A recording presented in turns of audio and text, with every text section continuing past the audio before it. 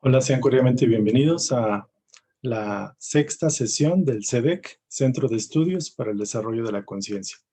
El día de hoy nos toca una sesión muy particular, ya que vamos a hacer un pequeño corte, un espacio, en el cual vamos a contestar preguntas respecto a todo lo que hemos venido estudiando o aprendiendo. Estas preguntas las pude condensar en 10 puntos específicos que tienen que ver con conceptos básicamente espirituales, pero también conceptos del orden de cómo puedo aprender a ser mejor persona, puedo resolver los problemas, por qué algunas situaciones se me presentan en la vida. Los invito muy cordialmente a esta sesión, la sexta sesión del CEDEC.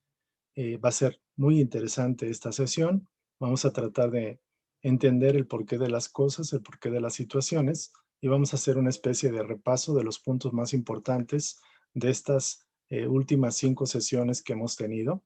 Les agradezco toda su atención, toda su confianza, y los invito a continuar en esta sesión. Ya estamos, digámoslo así, a la mitad del curso, a la mitad de estas prácticas, estas sesiones formativas para aprender a mejorar nuestro desarrollo espiritual y también el desarrollo en la vida práctica, en la vida cotidiana. Pues muy bien, sean cordialmente bienvenidos a todos ustedes y vamos a iniciar. Por lo pronto voy a permitirme compartir la pantalla para que podamos apreciar cuáles son las preguntas que nos han llegado y que he tenido la oportunidad de resumirlas en estas 10 ítems o 10 aspectos, 10 puntos en los cuales pues, se va a desarrollar. La primera pregunta, en el orden como más o menos se ha venido dando, y es ¿qué es el alma y qué es el espíritu? ¿Cuál es la diferencia entre alma y espíritu? Otro punto muy importante que se ha preguntado, se ha indagado, es acerca cuáles serían los atributos de Dios, cuáles son las características de Dios, por qué estamos hablando mucho de Jesús, si esto no es una escuela religiosa, no es algo típicamente dogmático o religioso, por qué constantemente estamos enfatizando el nombre de Jesús o Jesucristo. ¿Por qué digo yo que ese es el modelo guía que deberíamos utilizar para seguir en la vida espiritual, para poder avanzar en este terreno? ¿Sí? El otro punto es, ¿qué es lo más importante en la vida? Una buena pregunta. Eh, ¿Por qué tenemos que vivir una vida de relación, una vida sociable? ¿Y qué tiene que ver esto con el orgullo y el egoísmo? Me preguntaban también, la sexta pregunta o sexto punto, se establece, por ejemplo, cuál es la diversidad de conceptos espirituales. ¿Por qué hay tantas enseñanzas espirituales? ¿Por qué hay tantos conceptos, tantas teorías de diferente tipo? Y esto, ¿cómo se puede entender y cómo podemos sacar provecho a esto? ¿Cuáles serían las razones del estancamiento espiritual? Hay algunas personas que sienten que se han estancado espiritualmente, aunque hacen la oración o hacen la meditación, y sienten que se están estancando. ¿Quién es el mentor o guía espiritual? ¿Cómo puedo yo contactarlo? ¿Cómo puedo yo conectarme más con él directamente? ¿Cómo puedo evolucionar mejor? Eh, Esto tiene que ver con los cambios que tenemos que realizar y las formas de aprendizaje contra el intelecto, que es uno de los principales errores que cometen los estudiantes del conocimiento, los buscadores de la verdad, y es importante entender cómo se debe de administrar el intelecto. Vamos a comentar un poquito de las herramientas espirituales, cómo utilizarlas de manera más eficiente, la oración, la meditación y la práctica del servicio. Y la última pregunta, que es la pregunta número 10, es cómo superar el temor, las dudas y cómo avanzar ante los problemas y adversidades de la vida. Muy bien, vamos entonces a platicar acerca de qué es el alma y el espíritu. El alma básicamente es la parte no visible, la parte intangible, la parte viva, la esencia de la vida individualizada, la inteligencia que habita en nuestros cuerpos. Es decir, el alma es la parte inmaterial, digámoslo así, es el ser inmaterial individual que reside en todos nosotros y que va a sobrevivir al cuerpo físico. Entonces, cuando esa esencia, esa parte inmaterial, se encuentra en nuestro cuerpo, decimos que es nuestra alma. Entonces, Comúnmente el espíritu se referiría básicamente cuando el alma abandona el cuerpo y la esencia invisible, intangible, la esencia de nosotros mismos, la inteligencia que somos nosotros realmente, abandona el cuerpo y por eso decimos que ya estamos en espíritu, es decir, que estamos desligados de lo que sería la envoltura corporal. Entonces, el término de alma y espíritu son muy parecidos. Algunas doctrinas, algunas enseñanzas lo hacen equivalente y de hecho es equivalente. Entonces, el alma está en nuestro cuerpo. Cuando ya nos dejamos el cuerpo, regresamos a la esencia que es la esencia espiritual o el espíritu. Debemos recordar que este mundo está poblado por espíritus. Algunos están encarnados, como nosotros que tenemos un cuerpo, y hay otros millones y billones de espíritus que no tienen cuerpo, es decir, están en su estado natural, digámoslo así. Algunos atributos de Dios, comentábamos que Dios, más que un ser, es una conciencia cósmica, es una inteligencia macrocósmica, absoluta, es algo que no podríamos identificar o señalizar o decir está aquí o está allá. Dios es algo inconmensurable. Algunos de los atributos que comentamos de Dios que tiene, son atribuciones o atributos de Dios, es que es eterno. Es decir, Dios no tiene principio. Dios no tuvo principio, siempre fue, siempre es y siempre está. Es algo que no entendemos porque estamos en un nivel de conciencia muy limitado, como es el humano, pero lo cierto es que Dios siempre existió, siempre ha existido y siempre existirá. No tuvo propiamente como tal un principio, un origen. Si hubiera tenido un principio, habría salido de la nada, por ejemplo, y eso no es posible. Entonces, o bien pudo haber sido creado, entonces hubiera tenido un principio o tener un ser anterior que le dio vida, entonces Dios ya no sería Dios. Así, de grado en grado, nos remontamos a lo infinito y a la eternidad. Es decir, Dios es eterno, siempre fue, siempre es y siempre será. Es inmutable. La palabra inmutable se refiere básicamente a que no cambie. ¿Por qué? Porque si cambia, significaría que es creación, es creado. Entonces, todo lo que es creado es mutable, cambia de forma, de estructura. En el caso de Dios, Dios es inmutable, significa que no cambia, porque si Él cambiara, obviamente no sería eterno, no sería permanente. Dios es inmutable, es la esencia que no cambia, que se mantiene absoluta, plena, perfecta, con todas sus potencialidades. La palabra inmutable significa que si estuviera sujeto a los cambios, las leyes que rigen al universo no tendría ninguna estabilidad, las leyes no serían estables.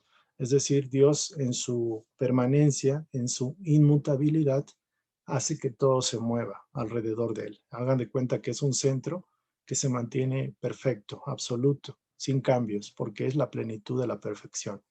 Ahora también decimos que Dios es inmaterial. Es inmaterial en el sentido de que tanto la materia que es perceptible por nuestros sentidos y también la materia que no lo finalmente es creación, es creación. En el caso de Dios, al no ser materia, no está sujeto a las leyes de cambio, de mutabilidad. Dios es único. ¿Por qué? Porque nada más hay un Dios. Porque si no hubiera, habría otro Dios que creó a ese Dios y nos vamos en ese sentido y no llegaríamos más que, tenemos que llegar hasta un solo punto. Dios es único, es absoluto, es total. ¿Quién como Dios se dice, se pregunta? Dios es único, es absoluto en ese sentido. Eh, no habría unidad si hubiera muchos dioses, unidad de poder, unidad de las leyes. Es decir, que todo tiene que partir de un origen único. En ese sentido, por eso decimos que Dios es absoluto. Dios es uno solo.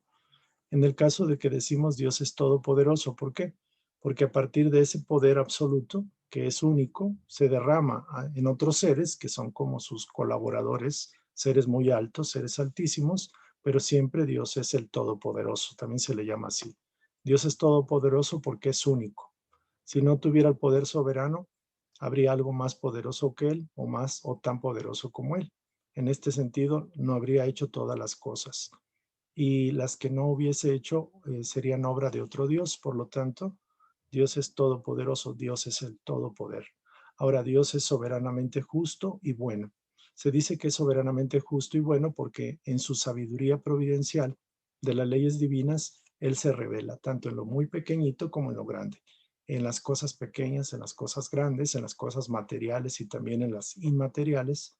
Esa sabiduría no da lugar a dudas acerca de esa justicia y de su bondad absoluta.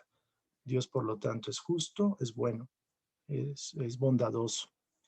Esas serían como las respuestas a los atributos de Dios, una explicación más completa, un poco más abarcando más. Vamos a hablar acerca del modelo guía de Jesús. Miren, ha habido algunas personas que me han preguntado y me han cuestionado acerca de por qué estoy hablando mucho de Dios y mucho de Jesús. Dicen por ahí que suena muy religioso. Inclusive algunas personas, algunos jóvenes en particular, bueno, uno que otro joven, y no es para descalificarlos, lo cierto es como que se sienten incómodos al escuchar la palabra de Jesús o de Jesucristo. Y dicen, oyes, pero ¿por qué no mejor quitas ese concepto religioso para que puedan llegar más jóvenes al SEDEC? Y yo puedo contestarle y de hecho les contesto de esta forma. Es importante que toda enseñanza espiritual tenga una base doctrinaria, una base filosófica, que tenga un modelo, una guía a seguir.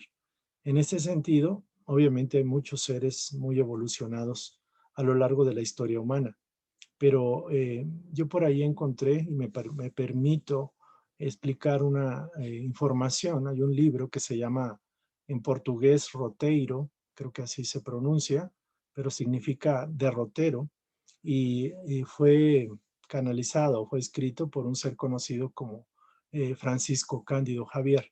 Ese ser, en esa parte, se explica muy bien por qué Jesús puede ser considerado como el modelo o el guía de toda la humanidad, independientemente de que ese concepto de Jesús o Jesucristo haya sido tomado o apropiadose por las religiones, particularmente las religiones cristianas. Y eso obviamente no es que esté mal. Lo cierto es que Jesús trasciende las religiones, trasciende cualquier cuestión filosófica, doctrinaria, porque es un ser, así como Dios es un ser único, es un ser, digámoslo así, es nuestro hermano mayor, es como el hermano que da el ejemplo a todos los hermanos menores para que podamos vivir en armonía familiar, en armonía cósmica. Entonces, ahorita quisiera yo comentar, explicar un poquito acerca de esto.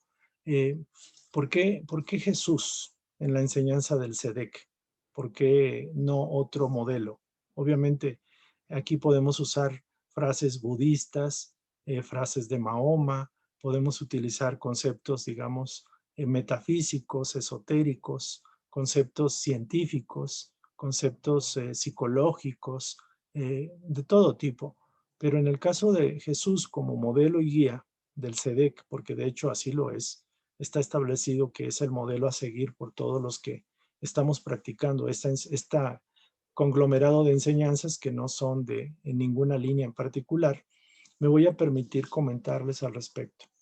Se dice que en este libro que les comento, que se llama Roteiro, que significa derrotero, se dice que antes de Jesús no se conocía la caridad.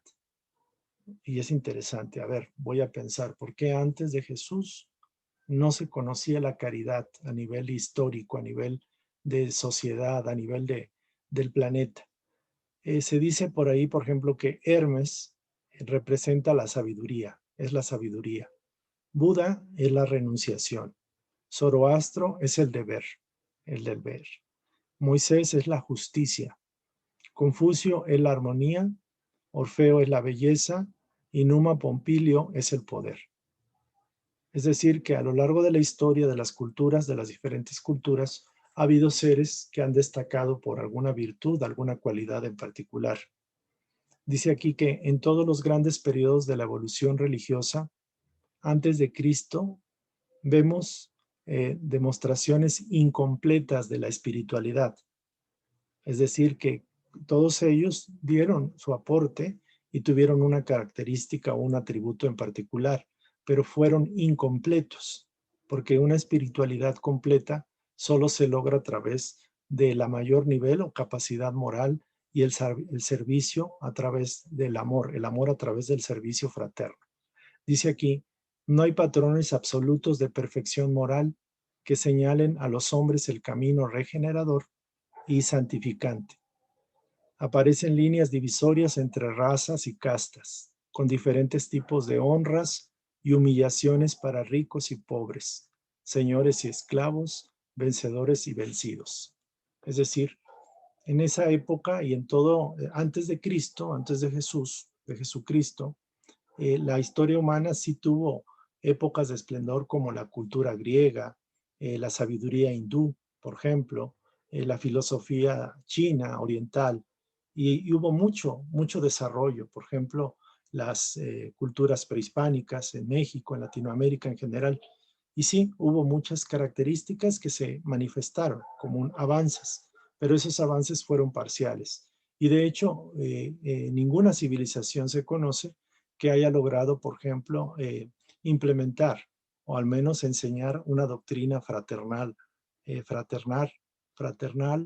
unificada, una doctrina que aprendiéramos a amarnos los unos a los otros como hermanos y a tener el concepto de Dios como Padre universal. En ese sentido, dice que en el caso con Jesús, surge en el mundo el coronamiento victorioso de la fe. En el cristianismo recibimos las gloriosas simientes de fraternidad que habrán de dominar los siglos. Es decir, a partir de Jesús, Él pone el ejemplo de un ser, digámoslo así, trascendido, con una conciencia muy elevada, pero que Él es el primer ejemplo de que sirve a los más pobres, a los más necesitados, y Él con su ejemplo demuestra cómo se debe lograr la vida de perfección del espíritu en la carne, por decirlo así. El divino fundador de la Buena Nueva entra en contacto con la multitud y el santuario del amor universal se abre, iluminado y sublime para la santificación de toda la humanidad. ¿Qué significa esto? Aunque suene un poco religioso, lo confieso, lo cierto es que a partir de Jesús, con la enseñanza, imaginen el caso, la historia humana, y se pone como el año cero en el nacimiento de Jesús. Imaginemos que quitemos ese espacio de la historia humana. Ahorita ya hubiéramos entrado en un conflicto, no hubiéramos avanzado como civilización, no hubiéramos avanzado moralmente como colectividad, como seres que aprendemos a respetarnos hasta cierto punto y aprendemos a amar a Dios sobre todas las cosas y aprendemos a fraternizar, es decir, la hermandad entre todos los hombres. Si ustedes pueden ver, aunque estuvo Buda, Confucio, Lao Tse, etcétera, el ser más sublime, más alto, más excelso que ha dado la humanidad, se ha dado a la tierra, básicamente es Jesús el Cristo. Y esto independientemente, digámoslo así, de las religiones y de todos aquellos que se han apropiado y que lo han apropiado y lo han endiosado a Jesús. Obviamente Jesús para nosotros es un hermano mayor, es un padre, es un amigo, es un guía que nos señala el camino a seguir. Y por eso es tan importante en el terreno espiritual el modelo y guía a seguir. Se sabe que muchas filosofías, tanto religiosas, esotéricas, exotéricas, movimientos espirituales que ha tenido la Tierra, hay una gran variedad de conocimiento, la astronomía, la astrología, ha habido muchas enseñanzas de todo tipo. En el terreno espiritual, la enseñanza más sublime y más alta del amor a Dios como el Padre universal y la fraternidad de todos los hombres la trajo Jesús indudablemente. Por eso nosotros nos sentimos, digamos, privilegiados de tener la oportunidad de conocer su verdadera enseñanza, conocer los fundamentos espirituales profundos del Maestro Jesús. Obviamente están algunos libros sagrados de Jesús que se le atribuyen a él y algunos discípulos y seres que escribieron o transmitieron sus enseñanzas. Lo cierto es que a SEDEC le corresponde ir indagando y profundizando cuál fue la verdadera y auténtica enseñanza de Jesús para poderla transmitir y compartir a todos. Por eso es tan importante este punto. Ahora, respecto a la pregunta número 4, ¿qué es lo más importante en la vida? Miren, no hay otro. Obviamente siempre mm, hay cosas y hay prioridades, hay cosas muy importantes en la vida. De hecho, la vida es una tremenda escuela para aprender. Pero lo cierto que lo más importante en la vida es desarrollar la capacidad de amar incondicionalmente. Por eso, si ustedes manejan recuerdan el concepto de Jesús, de ama a Dios sobre todas las cosas y ama a tu semejante como a ti mismo. ¿Qué significa eso? Que aprendamos a ser canales de la bondad infinita de Dios. Lo más importante en la vida es aprender a sintonizarnos con la voluntad superior y ser instrumentos o canales de su divinidad, de su bondad, de su amor para todos los que nos rodean. Ese sería como lo más importante. En la vida vinimos a aprender y a desarrollar el amor en su mayor capacidad, más alta capacidad. Eso sería como, creo yo, lo más importante en la vida. La vida tiene sentido si somos elementos transmisores del amor divino. No veo de otra. Ahora, en el punto número 5 se señala que tenemos una vida de relación. Esto significa, algunas personas me dicen que si se puede uno separar de los demás y desarrollar su propia espiritualidad como una seta o como alguien que se enclausta en un lugar y que se encierra y no quiere, digamos, vivir la vida normal o la vida comunitaria, la vida social o la vida de relación. Lo cierto es de que en la vida de relación aprendemos lecciones que no aprenderíamos si estamos solos. Obviamente hay que tener un espacio para estar solo, pero si tienen la fortuna de tener una familia, una pareja, hijos, tener una vida donde ustedes dan servicio a otros, etcétera, esta es la oportunidad donde ustedes se van puliendo. O sea, todas las relaciones familiares fueron planificadas, las relaciones de pareja, los hijos, etcétera, los padres, y es importante recordar esto, que avanzamos a través de la experiencia en el trato con los demás. De ahí procede una situación muy interesante. Me preguntan que cuáles serían los dos defectos o los defectos principales a vencer en el ser humano. Esto ya lo hemos comentado, pero lo reitero. El orgullo espiritual o el orgullo, el sentido de superioridad, de individualidad extrema, de soberbia, de diferenciación con los demás, ese es uno de los principales defectos a vencer. Y el otro es el egoísmo. O sea, estos serían como los dos elementos. El egoísmo se refiere al sentido de apropiarse, el sentido de tener más riqueza para un placer mayor propio. No nos llevamos nada. Sin embargo, a través de las experiencias de la vida, la idea es ir sublimando, superando el orgullo y venciendo el egoísmo, que son los dos grandes cánceres que dañan la evolución espiritual, la evolución humana. Bueno, esto es lo que quería comentar.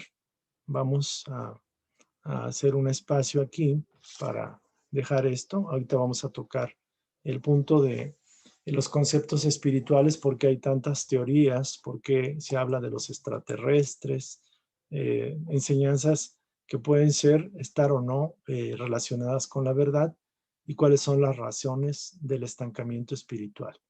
Eso sería como un tema que vamos a tocar ahorita. Voy a quitar esta parte por un ratito para dejar de compartir la pantalla y vamos a platicar. Miren, lo cierto que este foro de preguntas y respuestas se está manejando básicamente porque ha habido inquietudes en todos ustedes. Yo les pido que por favor me manden sus preguntas, sus inquietudes, me manden sus experiencias, si es posible, a través del correo electrónico o a través del WhatsApp que tenemos. Es importante que se comuniquen, que pueda yo recibir retroalimentación de cómo están viviendo esta enseñanza. Y bueno, básicamente yo creo que al final les vamos a poner la información de dónde contactarnos o cómo, a través del WhatsApp y a través del correo electrónico. Miren, la pregunta relacionada con esto del estancamiento espiritual se dio porque una de nuestras estudiantes, una de las señoras de la fundación o de la organización de SEDEC, me preguntaba, dice, mira, yo estoy diario haciendo oración en la mañana. Yo trato de meditar y en la noche sigo haciendo oración. Y me decía, pero me siento que estoy estancada, siento que no avanzo, siento que como que no se me dan las cosas y no sé por qué me estoy estancando. Esa fue la pregunta o el comentario, la inquietud que me hizo esta persona.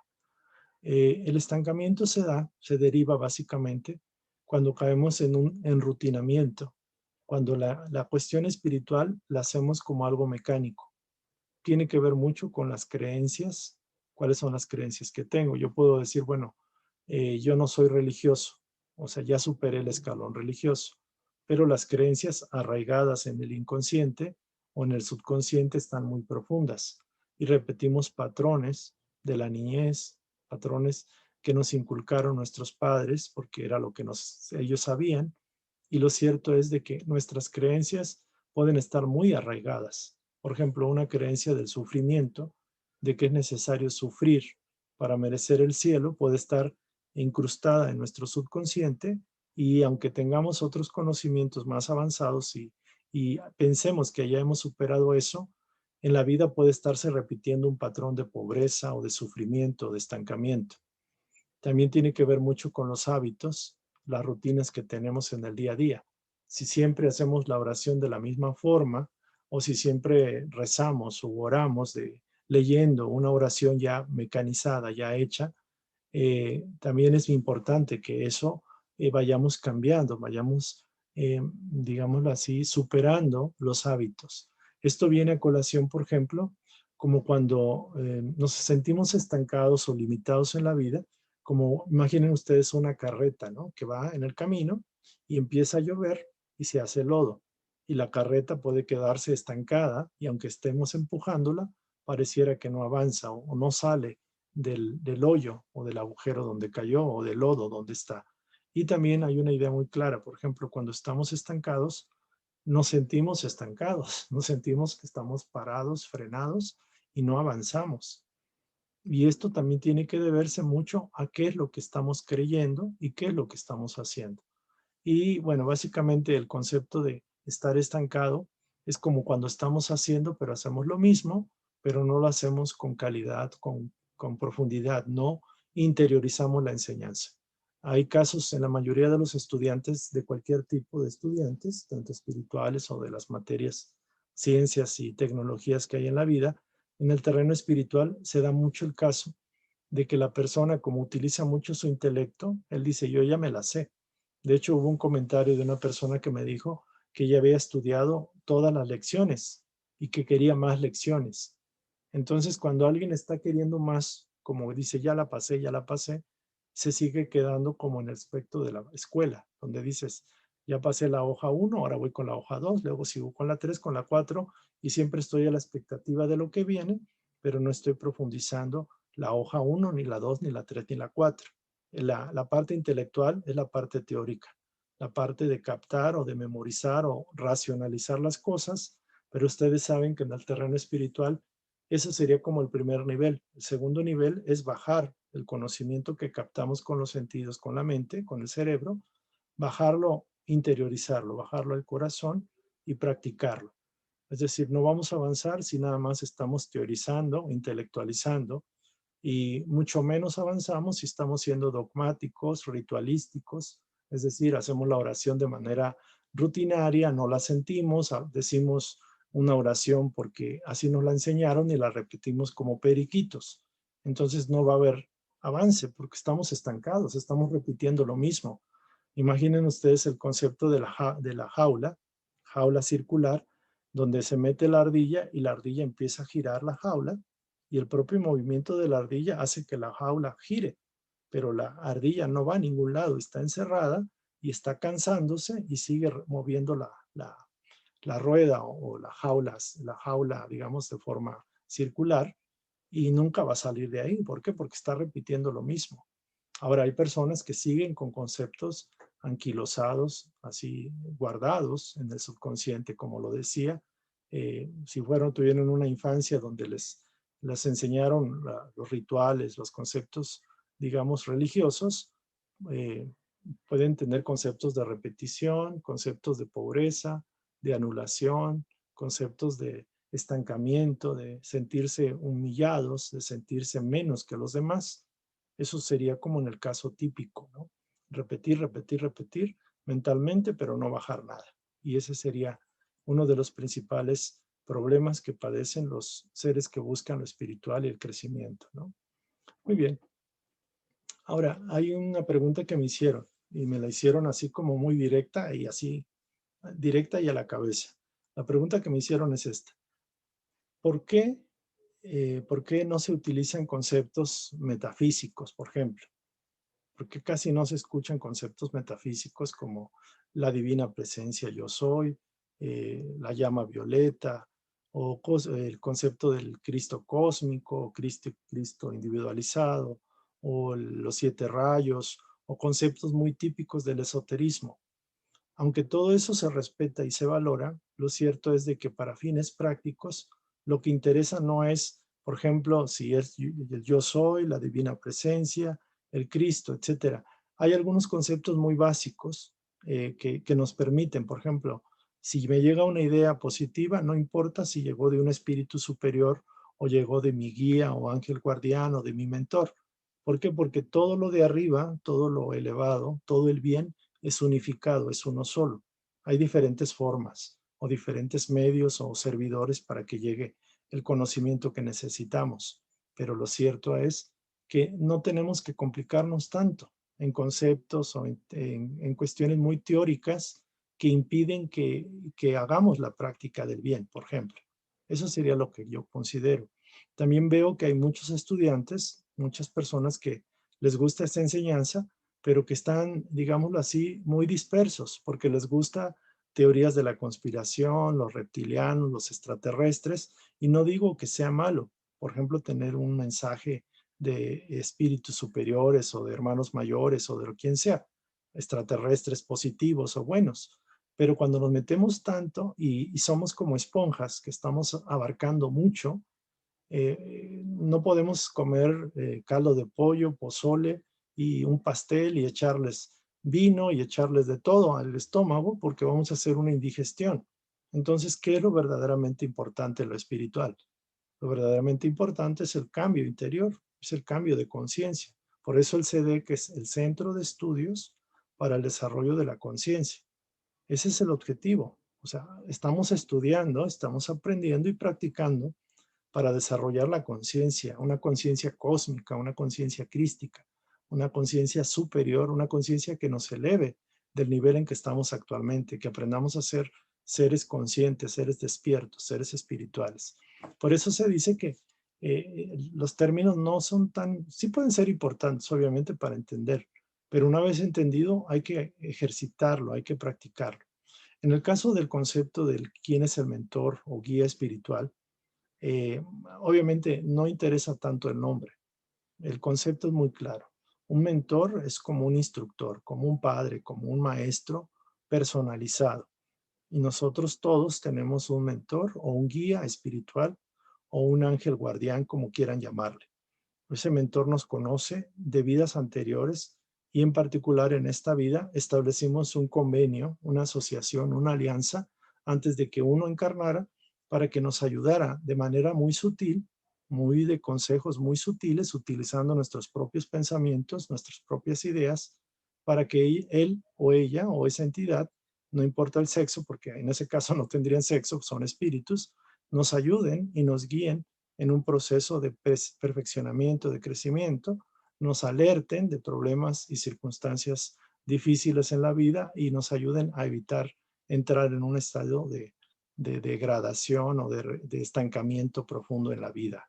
El mentor o guía espiritual existe, o sea, a lo largo en las religiones, en diferentes filosofías, se puede llamar a la divina presencia, el yo superior, el Cristo, el ángel guardián, el guía, como ustedes quieran llamarle, es lo que menos importa. Lo que sí debe de importar es que si estoy consciente de esta enseñanza y de esta existencia, de esta entidad, de este espíritu, de este ser, pues establecer un convenio, un contacto, un encuentro más cercano a través de la oración, a través de invitarlo a que comparta mi vida y que me ayude a alcanzar mi mayor grado de perfeccionamiento para servir, para ser un instrumento útil a Dios, por decirlo de alguna forma. El concepto del mentor o guía espiritual, algunos no lo conocen, no lo sienten, dicen es que yo no entiendo cómo puedo yo sentirlo o conectarme con él. Normalmente cuando uno empieza a conocer a Dios y a centrarse más en Dios y a centrarse más en su reforma íntima, en su cambio personal, con miras y en el deseo de servir y de estarlo haciendo, esos tres elementos permiten que la conexión con el mentor se haga más fluida. Es decir, lo afín jala lo afín. Pero si no tenemos interés ni en Dios, ni en lo espiritual, ni queremos mejorarnos moralmente, tenemos un montón de defectos, no hacemos el esfuerzo por cambiar, no queremos ayudar, hay mucho orgullo y egoísmo, esas son barreras que impiden que la voz interior se manifieste, que la voz de nuestro yo superior se haga más patente, más tangible, más evidente, por decirlo así. Ahora bien, la única forma de poder sentir que estamos evolucionando, que estamos avanzando, pues básicamente a través del cambio. Es decir, tenemos que pensar que a través de conocer libros, por ejemplo, películas, información, personas, normalmente a través del contacto con otras personas podemos procurar un cambio, se nos da un cambio. Normalmente cuando estamos, digámoslo así, encerrados en una esfera, en una forma, hábitos, costumbres naturales, diarias, lo que está pasando básicamente es que estamos como en un estado de inercia, en un sistema. Cuando abrimos otra esfera es cuando conocemos a otra persona, y nos involucramos en un libro, en una enseñanza, ampliamos nuestra comprensión, nuestro grado de absorción de la verdad, del conocimiento, y podemos tener como, como aire fresco que llega a nuestras casas cuando abrimos las ventanas y las puertas. Por eso es importante los cambios. Los cambios son señal de crecimiento, de avance, de renovación. Hay que renovarse, no podemos quedarnos estancados. Es más, si ustedes conocen esta enseñanza y la practican, puede que necesiten avanzar en otras enseñanzas, estar en otro lado. Aquí se enfatiza mucho el concepto de que nada fosilizado, nada estático, todo tiene que ser cambiante. Entonces yo por eso invito a que incursionen en su propio proceso, que estas verdades que yo considero que se comparten, las pongan a prueba. O sea, pónganse ese reto de vivir las enseñanzas y no nada más pasar las lecciones, pasar las sesiones como quien ve una película o que está oyendo un audio o una canción. Tenemos que ser más certeros en nuestro propio proceso. Tenemos que buscar autoconocernos y aprender a automejorarnos. Eso es lo que tendríamos que hacer. Ahora, se pregunta, ¿cómo podemos aprender? ¿Cuál es la forma correcta de aprender? Miren, la forma correcta de aprender es básicamente a través del corazón.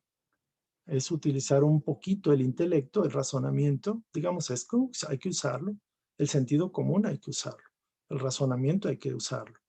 Y yo lo que me refiero que lo menos que hay que usar es intelectualizar o memorizar. Hay que razonar lo que escuchamos, hay que ponerlo en la balanza. ¿Esto sí me sirve o no me sirve? ¿Qué tan congruente o lógico es esto? ¿Qué tanto me llega o me hace clic conmigo mismo? Entonces, aprender significa razonar lo que estoy escuchando, no tomármelo dogmáticamente como si fuera una gran verdad, no importa quién lo diga. Hay que razonarlo, pero una vez que ya mi comprensión me dice que sí es, hay que practicarlo y hay que tener paciencia y perseverancia. O sea, el 80-20 es la paciencia, la disciplina, la perseverancia de utilizar los conocimientos que nos están llegando. Imaginen ustedes, por ejemplo, cuando nosotros conocemos una ley, por la ley de tránsito o la ley de cómo operan las cosas, tenemos conocimiento y tenemos poder. Pero, ¿qué pasaría si están las leyes pero no las conocemos o no las queremos practicar? Podemos tener una infracción, podemos cometer errores y pagarlos con dolor, con sufrimiento, con dinero. Entonces, por eso el conocimiento es tan importante. Hay que validar la situación, los conocimientos que nos llegan. No hay que creérselas dogmáticamente o decir esto porque lo dijo David, lo voy a escuchar y lo voy a creer al 100%. A mí me gusta, por ejemplo, cuestionar lo que yo mismo estoy enseñando, lo estoy compartiendo. Aprender es a través de, una vez que ya dije esto va, lo voy interiorizando, lo voy reflexionando, lo voy meditando, lo empiezo a practicar y voy a obtener un resultado.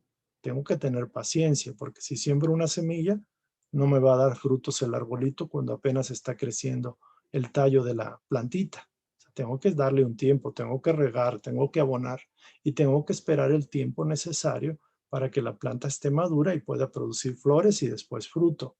Todo tiene un proceso. No pretendamos cambios de la noche a la mañana, pero los cambios son graduales. Se dice que se requieren 21 días para cambiar. O sea, un hábito se cambia por otro practicando ese hábito nuevo 21 días completos, por decirlo así. Entonces, ¿eso qué significa? Que necesitamos, así como hemos aprendido cosas de la escuela o de la universidad, también tenemos que practicar este conocimiento. Pero primero a decir, a ver, quiero entender, no voy a aceptar las cosas así por así. Ese sería el punto. En la parte de la oración, de la meditación y el servicio, serían los tres recursos o tres elementos que tenemos para realizar una vida espiritual, para ir avanzando y evolucionando. ¿Por qué la oración? Porque es la forma que tenemos para comunicarnos con lo alto, sea con Dios, con Cristo, con Buda, con el mentor o el ángel o con quien sea. La oración sentida, la oración con fe, de que creo en lo superior, abre las puertas a que bendiciones mayores lleguen. Imagínense una persona que no tiene fe en nada espiritual, en nada alto, él mismo está debilitado. Cuando nos abrimos a través de la oración, a través de la demanda, de la petición, obviamente que la ayuda baja. Como dicen por ahí, toca la puerta para que se te abra. El que no pide, no se le da. ¿Por qué? Porque hay que pedir, hay que demandar, hay que solicitar para que se abran los canales. Es decir, yo puedo estar mal y tengo un amigo, pero si yo no le hablo a mi amigo, si yo no le pido ayuda, lo más probable es que él no sea divino y no me venga a ayudar. Puede ser que por casualidad venga y me diga, oye, te hace falta algo en que te pueda ayudar. Pero lo más lógico es que si yo estoy pasando algo, yo voy, si estoy enfermo, busco un médico. Si tengo una necesidad, yo pido. Puedo pedir, obviamente, a los que están a mi alrededor, pero si aquí es el que está, el Todopoderoso, la fuente de toda la sabiduría, pues lo más lógico es que primero empiece por mí, por mi parte espiritual, la parte interna. Eso sería la oración, pedir para que se nos dé. Y también la oración es como pedir ayuda para ser un instrumento que está planificado para servir, para ser útil, para transmitir la energía, la voluntad, la sabiduría, el poder, el amor de Dios hacia todos los demás. La meditación es básicamente aprender a escuchar, aprender a captar la divinidad y exteriorizar la divinidad en uno. La meditación por eso requiere el silencio. Tienen que dedicar un tiempo diario o un tiempo lo más frecuente posible para meditar, para interiorizar también estas enseñanzas. También si se les recomienda un libro, una película, material, hay que tener un espacio de reflexión, de tiempo, para poder meditar esa instrucción, esa película, esa enseñanza. Y el servicio, esa es la parte más importante y es la que más se descuida. La gente dice, yo tengo mis problemas, yo tengo mis necesidades, yo quiero, yo no tengo, yo estoy mal, etcétera.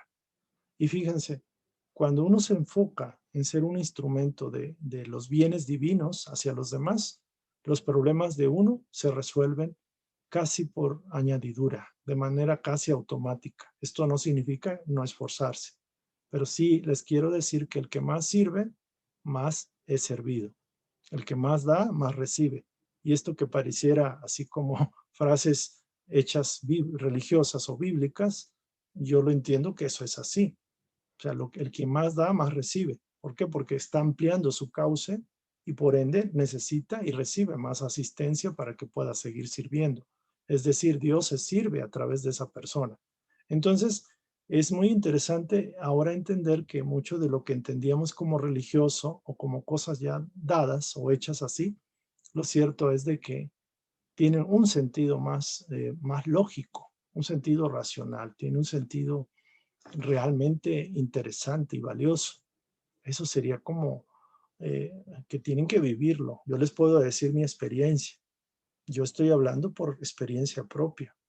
A mí ninguna marca me patrocina, ninguna doctrina, ninguna enseñanza. Lo cierto es de que esto que transmito, lo transmito de corazón porque lo he vivido y estoy feliz de haberlo vivido, por eso lo comparto, porque quiero ampliar mi cauce de servicio, porque de esa forma es cuando yo crezco, evoluciono, amplío mi capacidad de aprender, de vivir, de experimentar y de servir también. Esas serían como tips que pueden darles un poco más de claridad al respecto. Entonces vamos a ver qué falta, si falta alguna pregunta para ver en qué nos quedamos, ¿no? A ver, aquí estamos. ¿Quién es el mentor o guía espiritual? ¿Cómo contactarlo? A través de la conexión con Dios, amar a Dios sobre todas las cosas, conócete a ti mismo, empieza a cambiar en positivo, interésate por Él, por lo espiritual, por temas espirituales, practica el bien, aprende a superar el orgullo y el egoísmo y de una manera sutil vas a irlo contactando cada vez más. Vas a escuchar cómo podemos saber si el mentor o guía nos está hablando. Es a través de ideas novedosas que vienen como si fueran pensamientos propios, pero son como ayudas que no son de uno, sino que vienen de lo más profundo de ese ser que es el mentor o guía, ideas, planteamientos novedosos, encontramos coincidencias, estamos buscando algo y nos llega, estamos buscando a alguien que nos ayude y se presenta, tenemos un problema y de alguna forma encontramos la solución, alguien nos ayuda, tenemos un posible riesgo y alguien nos ayuda a que no suframos una situación fuerte, un accidente. El ángel es el guía o el mentor, es como un ángel guardián. Así ustedes saben de muchos casos de ángeles que han participado en la vida de las personas y los han ayudado muchísimo. Entonces, eso es importante. Hablábamos de evolución, significa crecimiento, significa confianza en uno mismo, confianza en el todo, en Dios, el cambio y las formas de aprendizaje, que son muchas, contra el intelecto, o más que contra, es utilizar poco, no tanto, que no sea el 80-20 el intelecto. El intelecto que cumpla su función, pero la parte del sentir, de la integración del conocimiento en la práctica es importante. Herramientas espirituales, vimos la oración, la meditación y el servicio. Ahora, la pregunta última, que es cómo superar el temor y la duda, cómo resolver los problemas de la vida. Ante todo, hay que entender de que la vida es Dios. Y hay veces puede ser que pareciera que la vida nos golpea. Nos llega una situación fuerte, un problema y todo. Todo ello es un material para que nosotros podamos trabajar en nosotros mismos.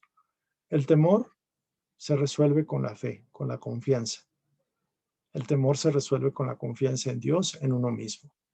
Y la duda se resuelve con la verdad, que disipa toda duda, con el conocimiento. Y el mayor conocimiento parte del plano espiritual. Entonces, si tenemos duda, hay que buscar la verdad, hay que solicitarla, hay que pedir que nos ayuden a que nuestra comprensión suba para que la duda se disipe. El amor disuelve el temor y también disuelve la duda. La plenitud del amor disuelve esas dos situaciones difíciles que el ser humano confronta. Cuando yo me reconozco y me siento hijo de un Padre, de un Dios absoluto, del Todopoderoso, no debería tener temor a nada, a nadie, porque estoy con Dios. Si estoy con Dios, ¿quién contra mí? Y la duda es como la parte que infiltra el intelecto, la personalidad o los espíritus oscuros que nos quieren sembrar la duda de nuestra propia valía y de nuestra relación con Dios. Entonces la duda es como un cáncer que va carcomiendo.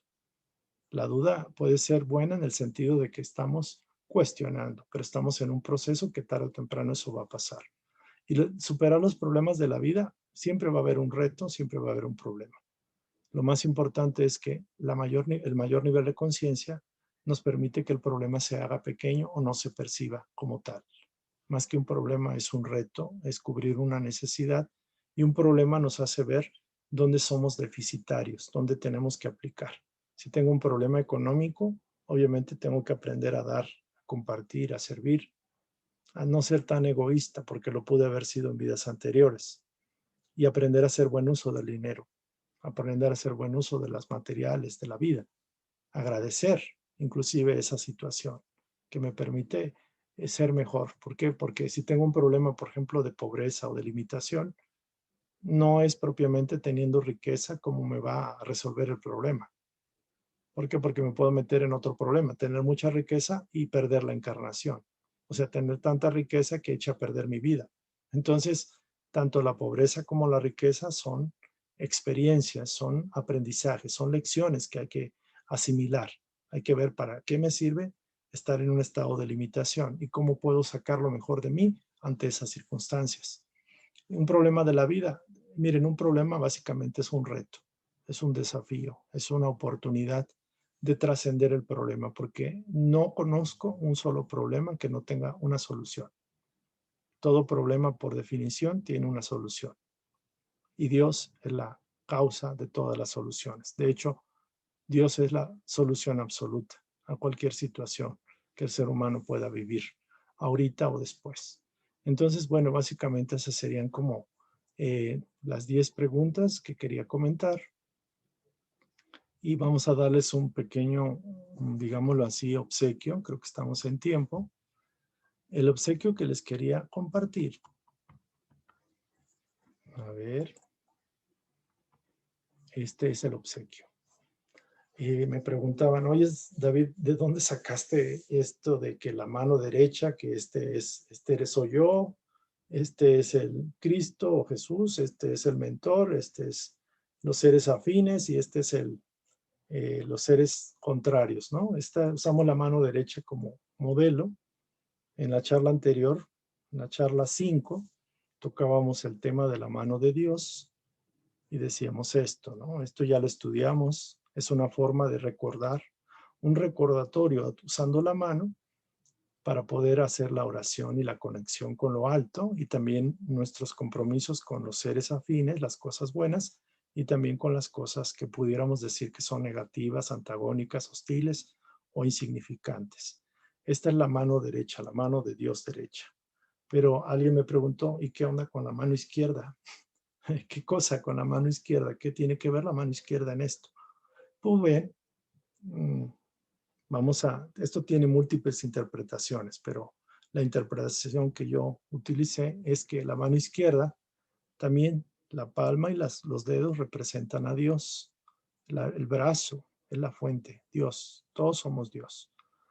La mano izquierda nos viene a representar que el pulgar nos invita, son las virtudes o cualidades a mantener o a desarrollar.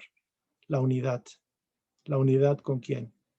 La unidad con Dios y con todo, con la vida, con los problemas, con las circunstancias, con los amigos, con los enemigos, con los retos, con las dificultades, con todo. La unidad es tener la aceptación armoniosa de que mi vida está bien y va a mejorar, y va a estar mejor. Esto no significa que nos vamos a flagelar o vamos a disfrutar propiamente de las situaciones dolorosas o terribles, pero sabemos que el orden divino está en todo y que eso es transitorio y eso nos va a servir para evolucionar. Entonces, el pulgar representa la unidad. Hay que recordar que hay que mantener la unidad o la armonía con el todo. El segundo es la cooperación. La cooperación con Dios en su plan, en el plan que tenga de ser el bien, y la cooperación con todos, buenos y malos, gente que esté a mi alrededor. Ser elemento cooperativo. El punto del medio, el dedo medio, sería la paz o la paciencia. Mantener la paz, la paciencia. El punto, este dedito intermedio, es mantener la actitud de armonía, de amor, la actitud armoniosa con todo. Aceptación. Esto sería la palabra amor, es armonía, aceptación, sentirse en un estado simpático con todo y con todos. Y el más pequeñito, el meñique, representa lo que es la alegría. Es como el bebecito de nuestra familia, el más chiquito. Pero sin eso, la vida no tiene alegría, la familia no tiene felicidad. Entonces hay que aprender a mantener la unidad con todo, con la vida, con las circunstancias, la cooperación de ser proactivo, propositivo, cooperativo, la paz como primero mi paz y luego todo lo demás. Mantengo mi paz y luego todo lo demás. Paz, el amor y la alegría. Yo digo muy frecuentemente, con paz, amor y alegría, paz, amor y alegría, esa es toda mi sabiduría. Obviamente, unidad con Dios, con todos, cooperación, sentido propositivo, buscar hacer el bien, siempre el bien. No importa que los demás hagan el mal o que me traten con mal, yo mi cooperación, mi sentido de bondad, de bien. La paz o la paciencia, el amor y la armonía y la alegría. Todo esto nos va a llevar a la felicidad. Vamos a aprender a ser felices practicando estas 5 virtudes. que aunadas con estos 5 elementos de recordación, para poder recordar cuál es el sentido de cada cosa en su lugar, vamos a tener la conexión de las dos partes. La mano derecha con la mano izquierda, manteniendo esta forma que lo usa mucho la religión, que es como algo como de contemplación, de conexión con lo espiritual, pero acuérdense que esta mano derecha con la mano izquierda se juntan y se llevan al pecho, se llevan al corazón, se llevan a la parte interna, se interioriza. Y esto no tiene nada que ver con lo religioso, que es algo muy parecido y que, bueno, cada quien le da la interpretación que quiera. Recordarán que mi intención es que esto sea práctico, es decir, traer una espiritualidad eminentemente práctica. Bueno, espero que esta instrucción les haya servido. La próxima sesión va a estar muy buena. Va a hablarse mucho de lo que es el ego, la personalidad, de Carl Gustav Jung, y un poquito de reflexiones de la línea budista, de cómo utilizar esto, qué es lo sencillo, lo importante. Bueno, hay mucho que ver, hay muchas cosas que tocar. Y bueno, lo cierto es de que pues con esto estamos terminando la sesión. Les agradecemos mucho su participación. Recuerden que tanto los videos se pueden encontrar en Facebook y en YouTube, en CEDEC, con doble C al final, CEDEC MX, y el número de WhatsApp, donde pueden mandar su nombre, su correo y su teléfono para que se registren, es el 55 64 65 67 31. 55 64 65 67 31. Este sería como el teléfono que pueden ustedes marcar en WhatsApp para poder contactarme. Si tienen alguna pregunta, algún comentario, son bienvenidos. Estamos para servirles. Ese sería como el objetivo fundamental de todo esto. Y también les voy a recordar cuál es el correo de el correo. Tenemos otro correo por aquí. Sí, tenemos un correo que es, hay un correo en el cual pueden mandar sus preguntas, sus comentarios, es cedecmx@gmail.com. cedecmx@gmail.com. En este caso es cedec con una sola C, cedecmx@gmail.com. Y bueno, entonces nos estamos viendo en la próxima sesión. Les agradecemos mucho su presencia en esta sesión. Estamos muy contentos. Les pedimos que difundan estos videos y esperamos que esto pueda servirles a todos ustedes. Que pasen excelente día y ha sido un placer compartir con ustedes esta instrucción. Un abrazo para todos. Gracias.